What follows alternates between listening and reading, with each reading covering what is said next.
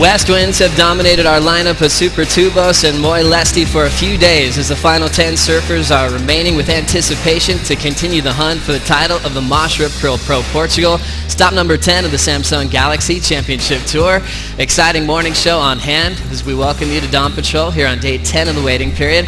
Coming up, we'll talk about some of the XXL entries that we just got up at Nazare up the way. We'll also talk about the latest Waves for Water Strike mission and also get Brett Simpson, two-time U.S. Open champ, here on the desk to talk about his year and his role at this event in the Moche Rip Curl Pro. Joe Turpel alongside a couple invitees of the Eddie Aikau, Ross Williams, Peter Mel.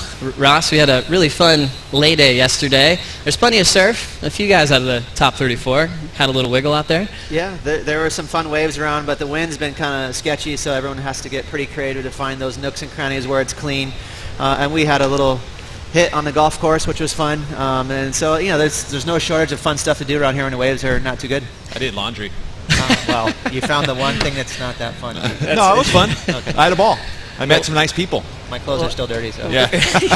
As we know, we're in such a cool place in the world. This peninsula of Peniche, somewhere is always offshore. And last year, I remember Pete Mel, when you went out with John Florence and Strider to that big wave spot, Papoa. And you looked at it the other day. How'd it look? Yeah, it was shredded. It was still, unfortunately, the wind was a bit more west. The other days when we surfed it was a bit more south, and it actually blew offshore. But it is a very unique place here in Peniche. You've got a big peninsula that sticks out, and there's also some coves, little hideaway spots. You get some south winds blows offshore on one side. You get some north winds blows offshore on the other.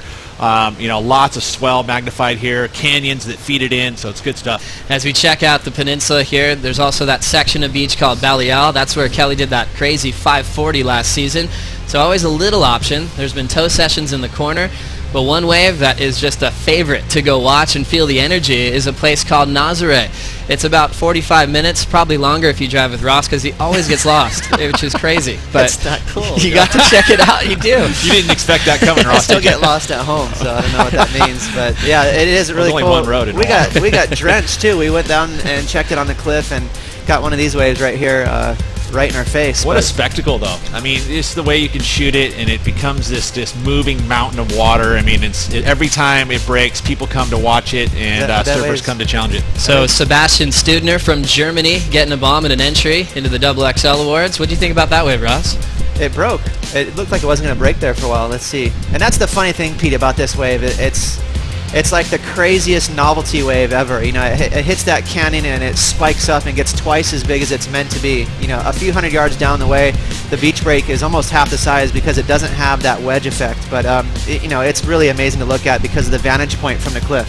So Sebastian Studner getting an entry in there. This wave looks very dangerous when you're watching from the cliff. What makes it so challenging, Pete? Well, the fact that it doesn't push you in. It's got a current that rips along the side of the beach and it feeds out right in front of that cliff, and it doesn't allow you, it doesn't push you in. I mean, you get an example like Maya in her accident was very fortunate that she actually did end up getting pushed to the beach, but ultimately it is a very dangerous wave, and you know, if you make a mistake, it's compounded by the fact of that. That's right, and Brazilian Pedro Scooby getting one in there for the Tag Heuer XXL Big Wave Award entry. We've seen him at the Code Red Swell in Tahiti and getting a solid one way off the back. Ross, there's been some funny discussions, almost arguments, on trying to decide how big a wave is. Yeah. What are you really looking at when you check out a wave at Nazare to measure that height? Well, Brother Scoobs has kind of got the lead right now with those two waves, but sorry, Scooby. You know, it's just kind of funny because of that kind of the way the wave grows and peaks up from that big deep trench. It really gets tall for a good 10-15 seconds, and then it sort of dissipates. So there is so much room for debate. It's not even funny. Yeah, no. I mean, you talk about where's the bottom of the wave, and that's a place that really the bottom is endless. You know, it's just this big sloping face, but when you shoot it, it looks like it's it's gigantic, and that's it's why all those guys are challenging. It's one of the coolest waves I've ever seen. It's really neat looking. You really feel the energy when you're up at Nazare. A must-see if you come to Portugal. But now let's focus on this event. We have Surfline on board for our official forecaster, and Kurt Corte is actually on hand. What are we looking at here, Pete? It's awesome to have him on hand. Actually, every morning we walk into the competitors area. He's there on his computer checking up. We just can ask him straight, hey, any changes? Well, unfortunately, not really any changes. The wind has been blowing onshore. We forecasted this wind to be blowing onshore for 3 or 4 days, and that's what we have. And ultimately the swell's been hanging around, but it's turned a bit more south, which was of course forecast, which is good for the other side, but we're not going to be doing competition over there. We're waiting for the waves to turn on here. This is a much hollower, better wave. You can see the size of the surf stays stable throughout the entire day. Ultimately, you watch the wind sticks to that south flow. It is supposed to turn around come the weekend. Our last day of the waiting period is where we'll start to see it, but also with that, we get an increase in swell. So at this point, we keep coming back here, hoping that the forecast of the wind will change on us, and it could change up. North, Pete? That's better, right? Yes, and you see right there on Saturday, it goes from south to north. It has a switch during that day, so just clean enough. Yeah, well, this is, I mean, it'll be a little disorganized probably before it really cleans up, but hopefully by the finals, let's hope to have some good surf. So exciting surfline forecast. Might be challenging, messy conditions, but we know one of these guys will take this event out possibly today. We'll anticipate the official call on Dawn Patrol. Coming up next, though, we'll talk about the latest strike mission with Waves for Water.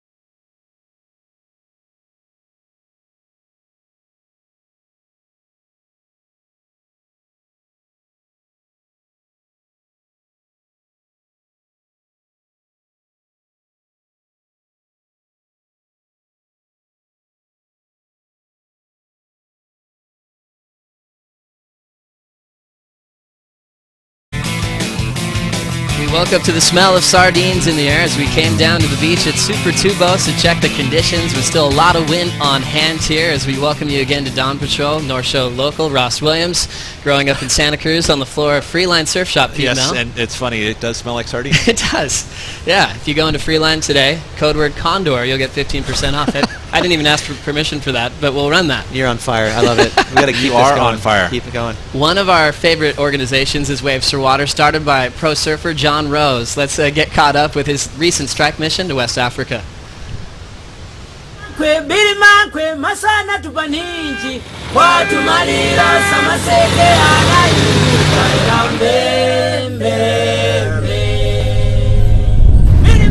I was about 12, 13 years old, yeah, doing a terror wall.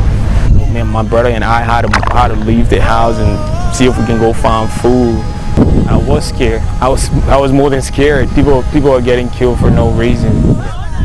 When you look at post-war countries and you look at areas that are devastated, there are three sister countries which historically have always had very, very similar stories. When Liberia had wars, Sierra Leone had wars, Guinea went through its outbreak of war. Same for Ebola. Ebola was particularly devastating. The world began to be afraid that Ebola would affect them.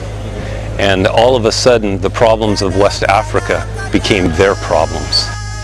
And I think Waves for Water is a good example of that. Just this sense that this is an opportunity to understand how important it is to have clean water.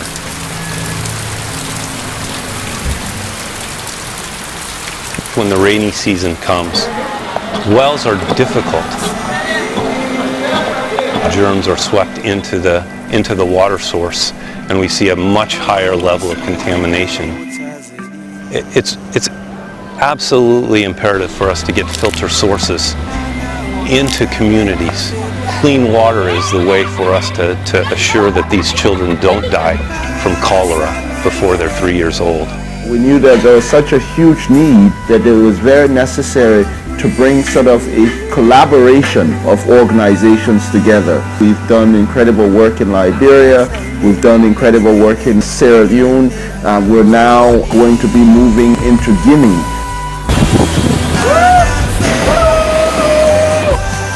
Everywhere we went, the faces of the people, the expression, the excitement, just knowing that they were receiving something that would transform their life, something that simple. I think that made the difference for us, seeing those reactions, seeing the happiness, and most of all seeing sort of the enhancement of the hope. Hope is perpetual in Africa.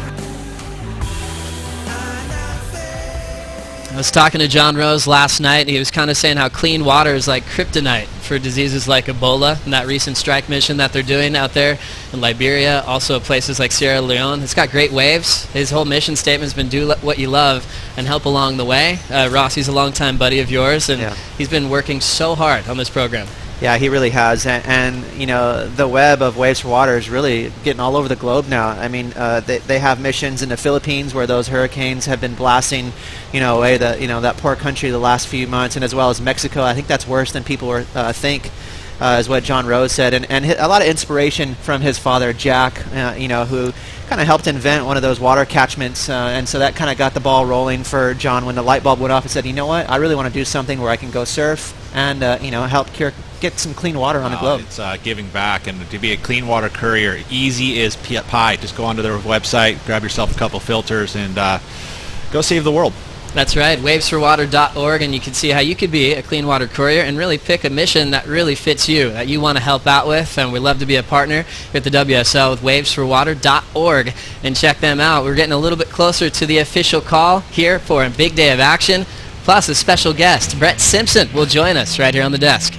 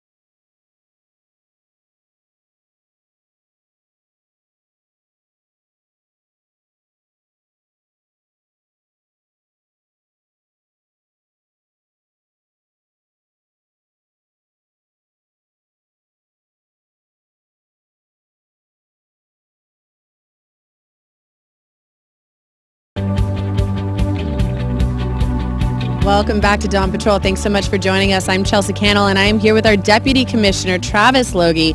Travis, you have been checking out conditions all morning long. We were wondering how they were going to look today, and you've had a look. So what's it going to be? Yeah, the swell's dropped and the onshore's still howling, and it's pretty much the worst day of the waiting period so far, so we definitely won't be having any surfing today. We'll check back tomorrow. The next couple of days look a lot more promising, so yeah, we'll check back early tomorrow morning.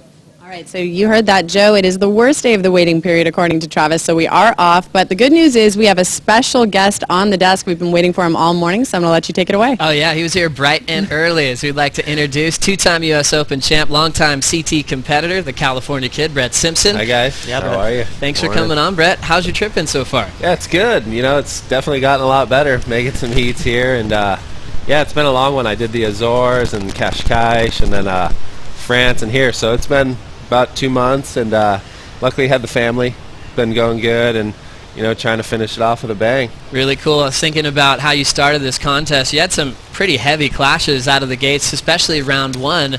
Joel Parkinson, Italo Ferreira, and especially when Parka opened up with a 9.5. How did you come back in that one? Yeah, that heat, I mean, luckily when he got that first wave, I was able to counter really quick. I just took off on the next wave and kind of hucked in air, and then was able to finish. And I think I got an 8, so I kind of covered the spread real quick right there. And then just from then on, it was hoping that I got you know, a backup that was maybe 2 points better than his score. So, and it wasn't easy by any means out there. So I was giving myself the chance, and yeah, no, I was stoked. That was obviously a big heat, because anytime Joel finds a wave like that early, it kind of clamps you down. So, and Italo, I think, also only needed like maybe a 7-8 point range, because he had an 8 as well. So, and it's funny, all 3 of us are in the quarters now. So that was a pretty cool heat.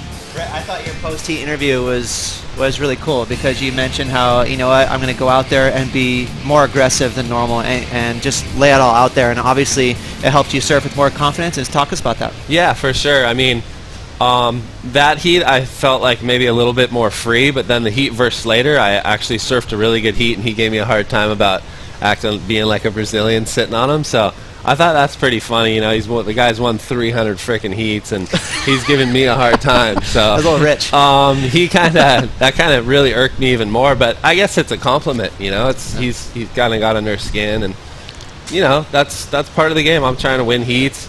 He's obviously the greatest ever. So yeah, I just rolled with it, and kind of gave me some fire into the next few heats to do well. And yeah, just keep going. Traditionally, you do pretty well at the back end of the year, so I was thinking, wow, maybe Brett, when his back is up against the wall, that's where you compete with more aggression. Is that fair? Pressure guy. No, I don't know. I do enjoy that. I enjoy like having a goal. Like maybe that's something I've lacked. You know, I've lacked kind of setting a goal for myself, and so now I have this goal that I can achieve, and I see it. You know, so and it's a big shot, but I mean, that's part of sports, professional. Like maybe there's been things that you know, I didn't set high enough for myself. Like I obviously was very stoked to make the tour, and then this is my 6th year, and I've been kind of just dwindling around. So it's been frustrating, but also, I mean, to be on this tour, especially now, like this year and the last few years, I feel like I've been the hardest I've ever been at any point. So to be kind of in the realm, and I know like I can compete with all the guys, you know, it's just obviously we always say finding that consistency, but that's really what it is. And well, Brett, it's exciting to see you back in the quarterfinals. We know it's been a few years since you've made it this far in a contest, and we look at your matchup, and it's Frederico Moraes, who's been a bit of a giant killer, putting 9s at every round, taking out Fanning, upsetting the world title race. Have you given that heat a lot of thought, and what's your take on Frederico surfing? Yeah, no, he's been precise this whole event. Obviously, I want to say he won his first round heat. That's right, with a 9. With a 9, yeah, and then with versus Adriano and Kolohe, that both were like they both had huge scores. So, yeah, and then he went and surfed really good against Mick. You know, I thought Mick's kind of 8 something, maybe was on a little lower side, but that's part of it. I mean, and then after that, he won his 3-man heat versus Nat and Joel. So yeah, he's been on a roll, but I obviously feel like I've been on tour for 6 years, have that kind of how it works a little bit more. I know he's got a good camp on his side, but yeah, I feel like I've got to say I have the advantage. You know, he's obviously beat Mick this event, but I beat Kelly, so we both have something going on. Huge role, Brett, in this contest, taking out Kelly in your first quarterfinal since 2011 against wildcard Frederico Moraes. Can we hang on to you for another segment? Yeah. Got some questions about claims for Brett yeah. Simpson. That's coming up next. We'll see you then.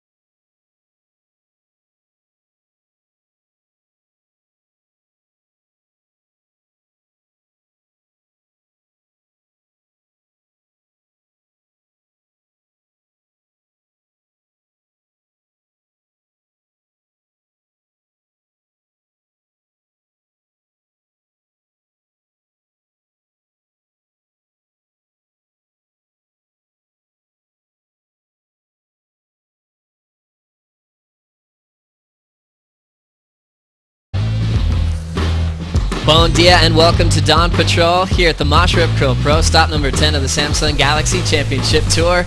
Contest called off for the day. Next call will be tomorrow. But I still have Ross Williams, Brett Simpson on the desk. It's always interesting talking about claims. Yesterday we had a heated discussion with Potts and Strider going back and forth. Let's now get caught up on the claim conversation with Tour Notes back on the Goldie.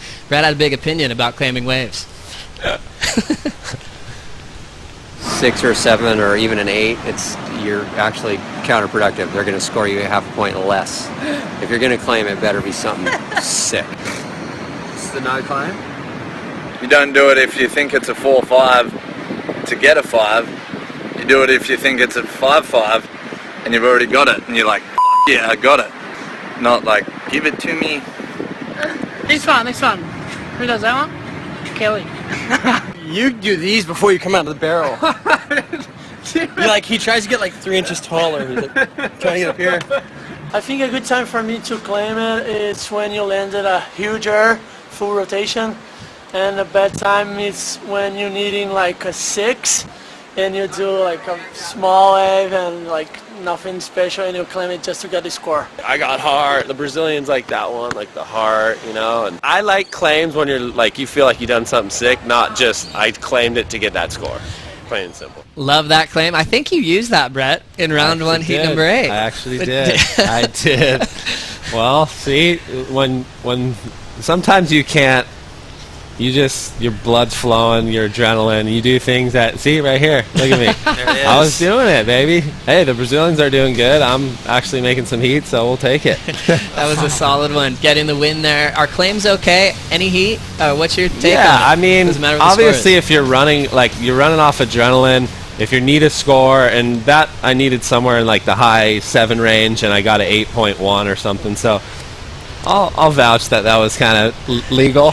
But other than that, I mean, you do see a lot of like guy needs a 3.9 and he's just like, he's throwing it there, but it's just kind of like, do you really need to do it? It's debatable. We all want to get the score, but it's up to what the 5 guys up there think, you know. And I think it's not that great if you're claiming to get a 3.9 or something. But hey, making a heat, you could end up in the final, and you're telling everyone else, screw you, I'm in the final. So, I don't know. That one's I like it. I enjoy it. I think it's good to see guys fired up. So. Well, I mean, there's definitely a clear distinction between claiming an amazing wave and then someone trying to maybe milk some extra points. Yeah. When is it not okay? I mean, because obviously there's waves that are under a 4-point ride, but if it's the heat closer, then who cares? Yeah. You're claiming that you made the heat. Sure. But a lot of times we've been seeing now guys claim 4s and 5s in the first 5 minutes. Yeah, that's not okay. I don't agree with kind of. I mean, we're out there doing our deal, but it's like you're surfing like, I don't know, that was a couple foam climbs. I don't know, but you have a lot of. We all have adrenaline, and so I just like this score right here was really debatable. I remember watching this with Jadson and versus Miguel, and he needed in the 3 range or a 4 range, and he ended up just getting it. So you had mixed emotions between the surfers in the contest site, like no, yes. Miguel's wave was obviously, like, his best wave was better. It was a battle of a 3, I think. So we looked at that score, Brett. That was a 3.77. I kind of want to put you on the spot here. If you could name guys of the top 34 that claim the most, who are you thinking of on tour? Worst offenders. Yeah. Worst offenders. Well, frick, I mean, Gabriel is part of my friends. Gabriel does it a lot, but he's posting 10s. Like, the guy's a freak. So, and even as well as Philippe, like, they're doing stuff that no one else is doing. Yeah. So, and they're doing it heat after heat. So it's kind of like you can't blame them. They're helicopter boys. There's so much influence. You guys are, everyone's watching. So that's the thing. It's starting to bleed over. We're seeing kids now do it in many events where they're mimicking some of the claims. Yaden Nickel posted that claim, and then I saw you guys doing it, and that was hilarious. The kid's like, the wave closes out on him. He's like, darn it. It's too good to see. So to iron it out, if it's like about a 3 or a 4, you don't want to see it happen. I think that score should be ripped off the board, even if you need it at the end. Because I think the end of a heat, I mean, obviously matters, and you have all this emotion and pressure, and if a guy does need a small score, so much is on the line, and obviously he's going to throw his hands up like I got it, but I hope I don't do it. It's fun to talk about. Well, you're on fire into the quarterfinals here at the Moche Rip Curl Pro, Brett. Best of luck, best Thanks, of waves guys. in this Yeah, Brett. contest. Thank On the road to Appreciate it. re-qualify for next season.